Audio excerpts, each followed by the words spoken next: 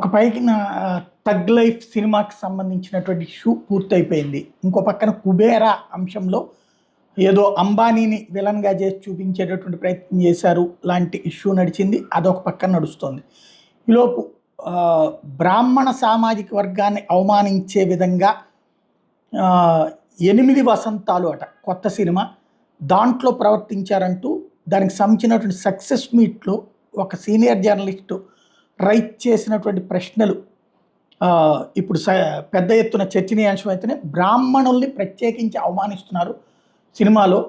కాశీలో బ్రాహ్మణుడు అత్యాచారాలు చేసేవాడి కిందన చూపెడుతున్నారు. ఒక రేప్ సీన్ తీయాల్సి వచ్చినప్పుడు బ్రాహ్మణ్ణి ఎందుకు పెట్టారు?